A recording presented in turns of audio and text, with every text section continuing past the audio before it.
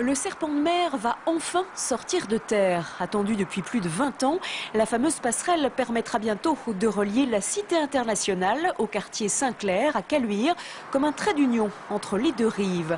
Les ponts de Churchill et Poincaré étant peu adaptés au mode doux, elle sera dédiée aux piétons et aux cyclistes.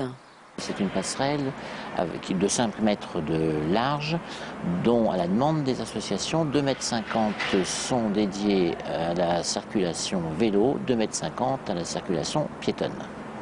Et puis au milieu, un espace, un belvédère sur une suggestion de Renzo Piano qui permettra de se recueillir, de réfléchir, 50 mètres carrés, quelques bancs pour se mettre à rêver. Le projet retenu par le Grand Lyon est celui d'un architecte autrichien. Il souhaite réaliser une passerelle aérienne presque transparente qui franchit le fleuve d'un seul trait en se fondant dans le paysage. C'est une passerelle qui se veut extrêmement légère et qui se veut totalement inscrite dans le site, donc qui profite de différents niveaux, donc qui relie en fait la promenade sur les berges, mais aussi les promenades et les voies cyclables sur les quais.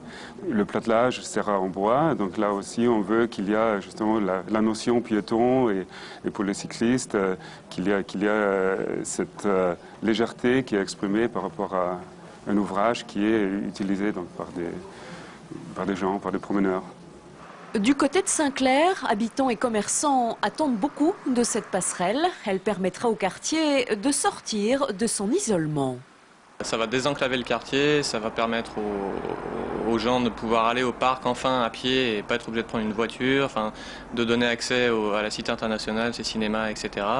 Je pense qu'effectivement ça fera du bien au quartier quoi qu'il arrive. Au lieu de faire tout le tour on pourra directement traverser et ça sera très bien.